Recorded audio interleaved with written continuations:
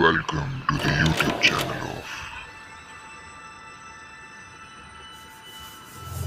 of Accounts का Hello guys, welcome back to the YouTube channel of Accounts का बाप, your one stop channel for all your accounting needs। आज हम करने वाले हैं क्वेश्चन नंबर 4 पेज नंबर 245 और ये वीडियो स्पेशल इसके लिए बिकॉज इस वीडियो में आपको dissolution of the partnership form के सम का जर्नल एंट्री सिखाने वाला हूं मैं। तो वेरी इंपॉर्टेंट, ध्यान से पूरा वीडियो लास्ट तक देखना, आपको जर्नल एंट्रीज पूरी आ जाएगी। और अगर बेसिक जर्नल एंट्री आपको नहीं आती है तो प्लीज लिंक में डिस्क्रिप्शन में एक लिंक दे रहा हूं, उसे प्लीज एक वीडियो देख लेना। आपको ये जर्नल एंट्री करने के लिए वो जर्नल एंट्री आनी चाहिए और वो आ गई तो ये और पूरे का पूरा डिसोल्यूशन आ जाएगा, ये मेरी गारंटी 100%, वरना पैसा वसूल। ठीक है, चलो शुरू करते हैं। क्वेश्चन नंबर 4 क्या है? तो आशा, उषा एंड निशा, तो इसके लिए इन द बुक्स ऑफ क्या आएगा? आशा, उषा, निशा। ओके, और partner sharing profit and losses in the ratio 2:2:1, ये वाला रेशियो अपन साइड में रखेंगे। सबसे पहले आपको लायबिलिटी साइड पर क्या दिया हुआ है? Capital account. अब ना कोई भी जर्नल एंट्री करने के पहले दो बातों को दिमाग में याद रखने का। सबसे पहली बात होती है, कोई भी ब्रॉट डाउन और कैरिड डाउन की एंट्री बनती है उसकी जर्नल एंट्री कभी भी बनेगी नहीं। सेकेंडली, कोई भी ऐसी चीज जो बैलेंस शीट में जाती हो उसकी कोई भी जर्नल एंट्री बनेगी नहीं। पर डिसोल्यूशन के अंदर ट्रांसफर होता है, कोई जर्नल एंट्री बैलेंस शीट वाली होती ही नहीं है। तो ट्रांसफर की पहली एंट्री क्या बनती है? देखो, कैपिटल अकाउंट दिया है आशा, उषा, निशा का। ये पार्टनर्स कैपिटल अकाउंट में क्रेडिट साइड पे अपन लिखते हैं बाय बैलेंस ब्रॉट डाउन के रूप में, और ब्रॉट डाउन की कोई जनरल एंट्री होती नहीं। वेरी गुड, तो इसको छोड़ देंगे। अब आता है जनरल रिजर्व। जनरल रिजर्व भी कहां जाता है? पार्टनर्स कैपिटल के क्रेडिट साइड पे। अपन क्या लिखते हैं? Bye general reserve. तो इसकी जनरल एंट्री क्या बनेगी सर? इसकी बनेगी, इधर मैं लिखूंगा सीरियल नंबर 1, इसकी जनरल एंट्री बनेगी general reserve account debit. Yes, क्या बनेगा? General reserve account debit to partners capital account. ये पार्टनर के अंदर बढ़ जाएगा। तो पार्टनर कौन कौन है? आशा, उषा एंड निशा। तो यहां पे मैं तीनों का नाम लिखूंगा, आशा, उषा, निशा, क्योंकि पार्टनर्स कैपिटल अकाउंट क्रेडिट हो रहा है तो ये तीनों का नाम भी क्रेडिट साइड पे जाएगा। ओके, अमाउंट कितना है? 12,000। तो यहां पे डेबिट में पूरा 12,000 लिखूंगा, पर मेरे को तीनों को बांटना है 12,000। तो ये बांटने कितने बांटेंगे अपन? तो 12,000 इनटू रेशियो था 2:2:1, मतलब 2/5। 5 1 जा 5 2 जा 10, 5 4 जा 20, 0 0, 2400 into 2 कितना होगा? इसको मिलेगा 4,800, इसको मिलेगा 4,800 और इसको मिलेगा 2,400। तो अपन ने जनरल रिजर्व बांट दिया। तो बीइंग जनरल रिजर्व डिस्ट्रीब्यूटेड, अपन को डिस्ट्रीब्यूट करना था, वो हो चुका। अब मैंने यहां पर एक लाइन ऐसी मारी है, मतलब आपको अपनी बुक्स के अंदर एक लाइन लीव करनी है। ओके, इस कचरे को हटाते हैं और आगे बढ़ते हैं। सेकंड आपको बोला उसके नीचे creditors, Asha's loan account and bill payable. Now ध्यान से देखना, ये जो क्रेडिटर्स और बिल्स पेएबल है हमारी लायबिलिटी है, इसको अपन डायरेक्टली ट्रांसफर करेंगे। बट ये जो आशाज लोन अकाउंट है ना, डिसोल्यूशन का एक रूल होता है कि जब भी कोई पार्टनर का लोन अकाउंट होता है तो उसको अपन अलग से शो करते हैं। अगर मैं आशा के लोन अकाउंट को अलग अकाउंट बना के शो करूंगा तो मैं क्या लिखूंगा उसमें? By balance brought down. तो क्या ब्रॉट डाउन की कोई जर्नल एंट्री होती है? तो यहां पे उसकी कोई जर्नल एंट्री आएगी नहीं।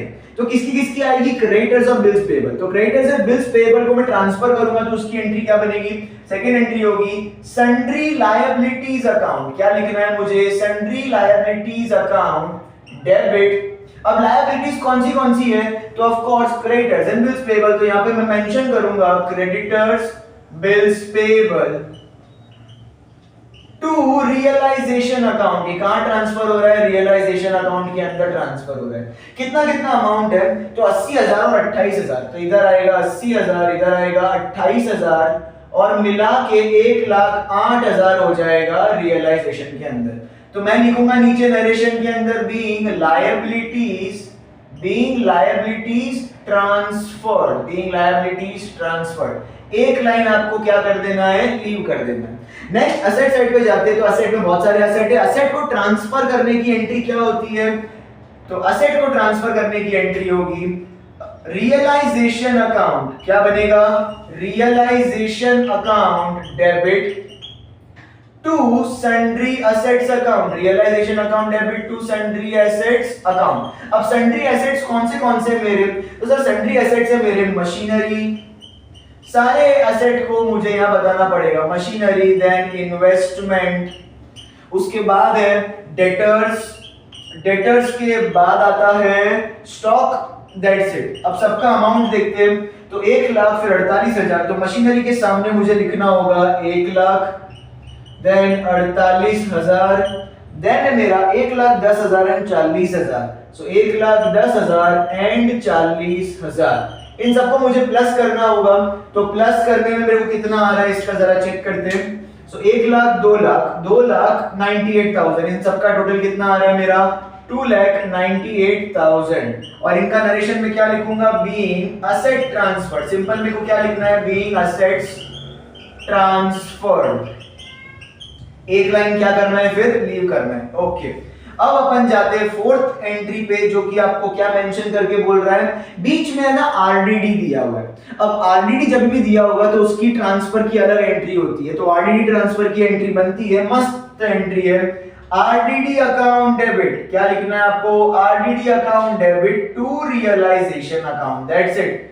RDD account debit to realisation account. RDD कितना है आपका 6,000 का, तो बस इधर आप 6,000 लिखोगे ऐसे ही और ट्रांसफर कर दोगे। नीचे लिखना है बीइंग रिजर्व ट्रांसफर्ड। आपने जो रिजर्व फॉर डाउटफुल डेट्स है उसको क्या कर दिया, ट्रांसफर कर दिया।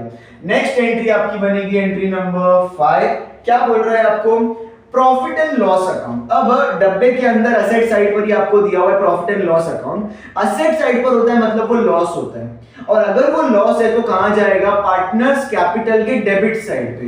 तो एंट्री क्या बनेगा, partners capital account, partners capital account debit. Partners capital account अगर डेबिट किया तो तीनों पार्टनर का नाम भी तो करना पड़ेगा ना, आशा, Usha and Nisha. To profit और लॉस अकाउंट, टू प्रॉफिट और लॉस अकाउंट, क्योंकि वो तीनों में ट्रांसफर करना है। तो ये प्रॉफिट और लॉस कितना है, 36,000 का, तो यहाँ पे आ जाएगा 36,000। अब अगर मुझे 36,000 तीनों में बांटना है तो रेशियो था 2:2:1, तो इधर आएगा 2/5, 5 1 जा 5 7 जा 35, 1 कैरी 5 2 जा 10 0 0। 7,200 इंटू 2 करोगे तो आएगा 14,400। इसको भी मिलेगा 14,400 और इसको मिलेगा 7,200। आप क्या करोगे, यहाँ पे रेशियो मेंशन कर दोगे खाली 2/5, 2/5, 1/5। और जनरल रिजर्व के इधर भी आप रेशियो मेंशन कर दो 2/5, 2/5 एंड 1/5। यहां पे लिखना है बीइंग प्रॉफिट और लॉस, बीइंग प्रॉफिट और लॉस ट्रांसफर नहीं, एक्चुअली आपने डिस्ट्रीब्यूट किया है तो आप लिखोगे यहां पे डिस्ट्रीब्यूटेड। ओके, तो इधर एक लाइन आपको क्या करनी है, फिर से लीव, इस कचरे को मैं हटा देता हूं। अब उसके बाद जाते हैं आगे की तरफ। अब बैंक है, बैंक का 8,000 है, तो देखो बैंक का है ना अलग से अकाउंट बनता है और उसके अंदर अपन डेबिट साइड पे क्या लिखते हैं, टू बैलेंस ब्रॉट डाउन, और उसकी ब्रॉट डाउन की तो कोई एंट्री होगी नहीं, तो अपन सीधा नीचे जाते हैं एडजस्टमेंट की तरफ। फर्स्ट एडजस्टमेंट बोल रहा है assets were realised as under machinery stock debt investment and debtors, मतलब असेट बेचा। असेट सोल्ड की एंट्री क्या होती है सर, असेट सोल्ड की एंट्री एकदम सिंपल है, वो एंट्री है बैंक अकाउंट डेबिट। क्या लिखना है आपको, bank account debit to realisation account, bank account debit to realisation account. अब जितने असेट बेचे सबको एक साथ प्लस करके आप डाल सकते हो, तो सबका मैं प्लस करता हूं। मशीनरी का 90,000 है, 36 42 90, 36 एंड 42, तो अगर आप इसको प्लस करोगे तो 8 9 प्लस 9 18, 18 प्लस 4 22 प्लस 3 25, मतलब 2,58,000, 2,58,000 का आपका टोटल सेल्स हुआ था, मतलब माल बेचा आपने, असेट बेचा। तो बीइंग इज द नरेशन, एकदम सिर्फ इतना लिखना है बीइंग असेट्स सोल्ड, आपको इतना लिख के छोड़ देना, फिर एक लाइन करनी है लीव। इस कचरे को मैं हटा देता हूं। नेक्स्ट आपको बोल रहा है डिसोल्यूशन एक्सपेंसेस वर 6,000, डिसोल्यूशन का खर्चा कितना लगा 6,000, उसकी एंट्री क्या बनती है, सिंपल, उसकी एंट्री बनेगी realisation account debit, realisation account debit to bank account. Yes, ये उसकी एंट्री बनेगी और इसका खर्चा है 6,000, तो यहाँ पे 6,000 लिख देंगे। नरेशन लिखेंगे अपन being dissolution expenses paid, being dissolution expenses paid, एक लाइन करना है फिर आपको लीव। नेक्स्ट एंट्री है goodwill of the firm realised 48,000। Sir goodwill तो असेट होता है ना, तो यहाँ पे कोई केस या फिर कुछ अलग नहीं करना है, वो एडमिशन रिटायरमेंट डेथ जैसा कुछ अलग एंट्री नहीं होगी। नॉर्मल गुडविल को असेट मानना है और असेट को बेच दिया, तो असेट सोल्ड की एंट्री जो हमने यहाँ पे की सेम टू सेम एंट्री वापस रिपीट हो जाएगी। तो ये एंट्री क्या थी, bank account debit, bank account debit to realisation account, bank account debit to realisation account. और आपने कितने में बेचा उसको, 48,000, तो यहाँ पे आ जाएगा 48,000 बीइंग असेट सोल्ड। यहाँ पे भी वही लिखा था पर यहाँ पे असेट्स थे क्योंकि बहुत सारे थे, यहाँ पे एक ही है, singular plural bro, being asset sold, एक लाइन ली। अब आता है सारी की सारी एंट्रीज खत्म हो गई। फिर आपका कर्तव्य बनता है कि रिजोल्यूशन में आप चेक करो कि क्या आपने सारी लायबिलिटी को पे ऑफ किया। तो देखो अपनी लायबिलिटी कितनी थी, तो देखो मेरे पास है ना ये रही liabilities, creditors and bills payable, 1,08,000 की लायबिलिटी थी। और कहीं पर भी आपको पूरे सम में ऐसा नहीं बोला है कि आपने अपनी सारी लायबिलिटी को पे ऑफ कर दिया। दैट मींस आपको बोला हो या ना बोला हो, डिसोल्यूशन का रूल होता है कि आपको सारी लायबिलिटीज को पे ऑफ करना ही पड़ता है। तो यहाँ पे आपको लायबिलिटी को पे ऑफ करना पड़ेगा। तो लायबिलिटी पे ऑफ करने की एंट्री क्या होती है, एंट्री होती है realisation account debit, realisation account debit to bank account. और आप पैसा चुका रहे हो, कितना चुका रहे हो, तो देखो आपकी दो लायबिलिटी थी, 1,08,000 की, वो आपने चुका दी। तो आपको क्या लिखना है यहाँ पे, 1,08,000, 1,08,000 being liabilities paid off, being liabilities paid off। अच्छा, अभी भी एक लायबिलिटी ऐसी है जो आपने पे ऑफ नहीं की है और वो है आशा का लोन अकाउंट। सर आशा पार्टनर है ना, तो वो भी तो अपने बिजनेस के पॉइंट ऑफ व्यू से तो एक लायबिलिटी है, तो उस लायबिलिटी को पे ऑफ करना है, तो उसको क्या देना पड़ेगा, पैसा देना पड़ेगा। तो एंट्री क्या बनेगी, सर आशा को पैसा मिल रहा है तो Asha's loan account debit to bank account बनेगा। तो एंट्री बनेगी Asha's loan account debit to bank account, क्योंकि पैसा गया पर किसके लिए गया, आशा के लोन के लिए। और ये अलग से अपन ने अकाउंट बनाया है, बनाना ही पड़ता है, इसके लिए इसका अकाउंट का नाम भी अलग से दिया गया है। कितना पे करना था, तो आशा से अपन ने कितना लोन लिया हुआ है, लेट्स चेक इट आउट। 16,000 का लोन है, तो यहाँ पे आप 16,000 उसको पे ऑफ कर रहे हो, तो इसकी एंट्री जरूर बनेगी। ओके, सो बीइंग, इधर भी खाली इतना लिखोगे बीइंग लायबिलिटी पेड ऑफ तो भी चलेगा, कोई दिक्कत नहीं है। अच्छा, अब जाके आपकी सारी लायबिलिटीज पे ऑफ हुई है, बट क्या सम खत्म हो गया, अरे नहीं बाबा, इतना आसानी से नहीं, अभी भी दो एंट्रीज ऐसी बची है। तो कौन सी एंट्री है, आप पहले इस इतने का स्क्रीनशॉट ले लीजिए।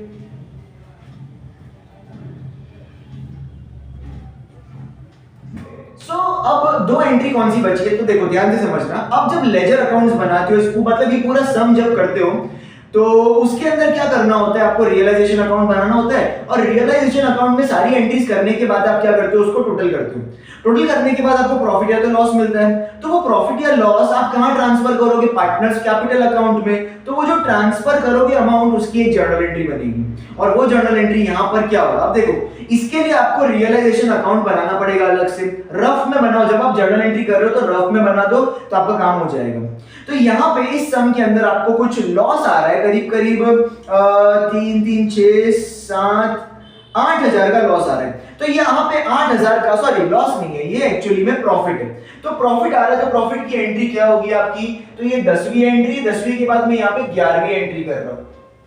तो ये जो 11वीं एंट्री होगी वो क्या होगी आपकी, realisation account debit, realisation account debit to partners capital account, क्योंकि ये पार्टनर्स कैपिटल अकाउंट में ट्रांसफर होने वाला है। अब पार्टनर्स कैपिटल क्रेडिट साइड पे, तो यहीं पे मैं लिखूंगा आशा, उषा और निशा। मेरा प्रॉफिट अमाउंट है 8,000 का, तो इसको कितना बढ़ेगा, 2/5 एंड 1/5 में, तो इसको मिलेगा 3,200 और 1,600 रुपया, इतना प्रॉफिट बढ़ जाएगा। तो यहां पे लिखना है बीइंग प्रॉफिट ऑन रियलाइजेशन। आपको जो रियलाइजेशन पे प्रॉफिट हुआ वो आपने क्या किया, ट्रांसफर कर रहे हो, किधर कर रहे हो, पार्टनर्स कैपिटल अकाउंट में। बढ़िया। अब इसके बाद एक लाइन लीव करो, एक लास्ट एंट्री करनी है जो कि 12th एंट्री होगी, और वो एंट्री क्या है। अब देखो पार्टनर्स कैपिटल में जो प्रॉफिट था वो ट्रांसफर हो गया। अब यहां पे पार्टनर्स कैपिटल अकाउंट को भी आप टोटल करोगे और यहां से कुछ बैलेंस बचेगा, प्लस माइनस करने के बाद जो बैलेंस बचेगा वो कहां जाएगा? अभी कैश या तो बैंक अकाउंट में, यहाँ पे बैंक अकाउंट है तो वो कहां ट्रांसफर करोगे? आप बैंक अकाउंट में ट्रांसफर करोगे। तो वापिस से जो बैंक अकाउंट में ट्रांसफर होगा उसकी भी तो जर्नल एंट्री बनेगी। तो वो जर्नल एंट्री क्या होगी? तो यहाँ पे आपका एंट्री बनेगा partners capital account, partners capital account debit. Partners capital account debit है तो मैं डेबिट में लिखूंगा आशा, उषा, निशा टू बैंक अकाउंट। यस, ये चला जाएगा बैंक में। अब इन सबके अमाउंट कुछ इस तरीके से आप जब आप इसका अलग से अकाउंट बनाओगे तो आपको यही अमाउंट मिलेगा प्लस माइनस करने के बाद। इसका आएगा 1,13,600, देन इसका आएगा 33,600 एंड लास्ट वाले का है 36,800। अब इन तीनों का मिला के मैं बैंक में ट्रांसफर करूंगा कितना? तो इधर तो आएगा 0 0, 6 + 6 12 + 8 20, इधर कैरी 6 + 6 12 13 14, 2 + 6 2 + 6 हो गया 8 और ये 184,600 आपका टोटल अमाउंट ट्रांसफर होगा। नरेशन आप लिखोगे एकदम सुंदर तरीके से, being balance of capital account transferred, being balance of capital account transferred. ये लास्ट की दो एंट्री करने में ही अपन को चूक होती है और वही मिस्टेक आपको नहीं करनी है। कैलकुलेशन आपको एकदम प्रॉपर करना है, रेशियोज लिखने हैं और आपको पूरा जर्नल एंट्री समाप्त करना है। प्रेजेंटेशन में आप ध्यान रखना, बीच बीच में आप ये लाइन छोड़े और वहां पर प्रॉपर प्रेजेंटेशन करें, कहीं पर भी कटिंग ना करें, ऊपर इन द बुक्स ऑफ लिखे। बस अगर इसका स्क्रीनशॉट चाहिए तो एक बार आप स्क्रीनशॉट ले लो।